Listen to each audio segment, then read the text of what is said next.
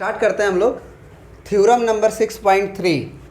ठीक है, ये भी थ्योरम आपके आर.एस. अग्रवाल में भी मिलेगा। दूसरी चीज़ कि ये जो थ्योरम है वो 6.2 थ्योरम का कन्वर्स है। क्या है थ्योरम, जरा पहले पढ़ते हैं। कह रहा है कि if a transversal intersect two lines, उन्होंने शुरू में नहीं बोला है कि टू पैरेलल लाइन को इंटरसेक्ट कर रहा है। इन्होंने कहा कि इफ़ अ ट्रांसवर्सल, जैसे कि एक टी ट्रांसवर्सल लाइन है, वो क्या कर रहा है, टू लाइंस को क्या कर रहा है, इंटरसेक्ट कर रहा है। सच दैट, कुछ इस तरह से कि a pair of alternate interior angles are equal. मैंने दो लाइन को वो कुछ इस तरह से इंटरसेक्ट किया कि जो अल्टरनेट इंटीरियर एंगल हुआ हमारा वो बराबर है। मतलब गिवन क्या है हमारे लिए, अल्टरनेट इंटीरियर एंगल का पेयर पहचानने बताए थे, बहुत अच्छा से बताए थे। इसीलिए हम वो बार बार बोल रहे हैं कि अगर अल्टरनेट इंटीरियर एंगल पहचानने नहीं आता पहले वो समझ लो, वीडियो में जाके देख लो।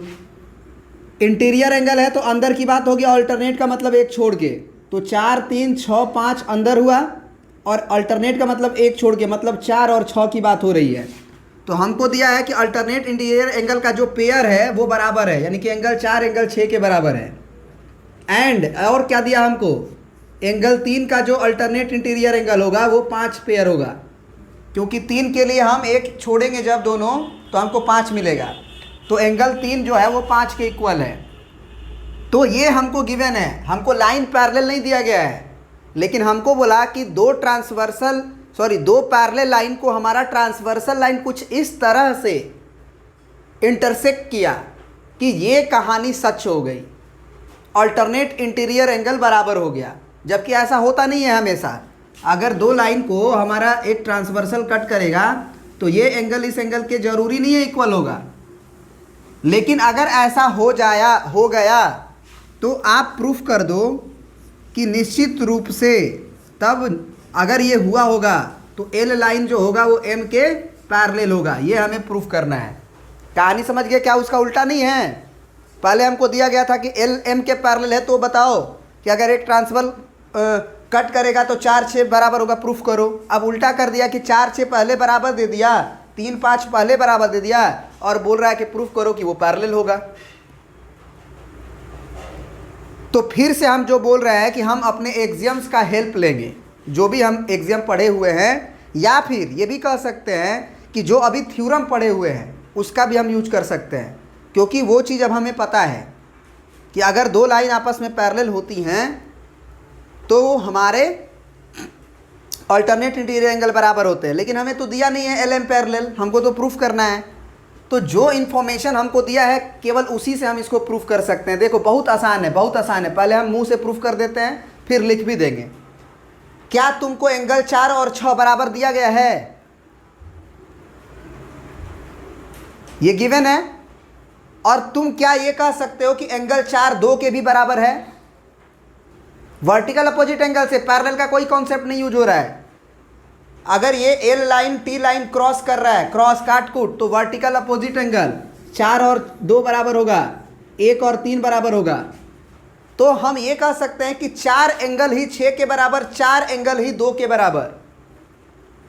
तो ये भी कह सकते हैं कि एंगल 2 4 के बराबर है, और एंगल 2 4 के बराबर है, और एंगल 6 भी अगर 4 के बराबर है, तो दो क्वांटिटी यदि सेम थिंग्स के बराबर हो रहा है तो वो थिंग्स भी आपस में बराबर होंगे यूक्लिड्स ज्योमेट्री से। यानी कि हम प्रूफ कर चुके हैं अब कि एंगल 6 और 2 भी बराबर होगा, क्योंकि 2 जो है वो 4 के बराबर है और 6 भी 4 के बराबर है। तो अगर ये आपस में बराबर हो गया तो हम कह देंगे ना कि अब हमारा जो एक्सियम 6.2 था, जो कि कन्वर्स था 6.1 का, कि अगर दो कॉरस्पॉन्डिंग एंगल बराबर आ जा रहे हों तो लाइन पैरेलल होंगे। पहले क्या था, कॉरस्पॉन्डिंग एंगल अगर बराबर होगा तो लाइन पैरेलल होंगे। लेकिन एक्सियम हम लोग 6.2 क्या पढ़े थे, एक्सियम 6.2 क्या पढ़े थे, उल्टा उसका। समझ में आ रहा है ना बात? शायद एक्सियम 6.4 था। तो इसी चीज को अब लिखेंगे कैसे वो समझ लीजिए। ठीक है, तो अब हमने क्या लिखा कि एंगल 4 जो है वो 6 के बराबर हमको दिया गया था, साथ ही साथ एंगल 4 2 के बराबर हुआ। कैसे 4 2 के बराबर? तो कारण दिए कि वर्टिकल अपोजिट एंगल। ये रीज़न देना बहुत ज़रूरी है, आप रीज़न नहीं दोगे मार्क्स नहीं मिलेगा। तो ये अगर दोनों बराबर हो गया तो एंगल 4 6 के बराबर, एंगल 4 2 के बराबर, तो ये LHS बराबर है तो RHS बराबर होगा। तो एंगल 6 बराबर एंगल 2, और यही हमको प्रूफ करना था। क्यों? क्योंकि एंगल 2 और एंगल 6 अगर आपस में बराबर हो गया तो हम कह सकते हैं कि दिस इज यहीं पे लिख देंगे, this is corresponding angle for corresponding angle, and we know that corresponding angles are equal, then by converse of axiom 6.4, तो उसको लिखने की जरूरत नहीं है, बस ऐसे ही लिख दो, then L is parallel to M। बात समझ में आ गया ना? प्रिंट कर लीजिए।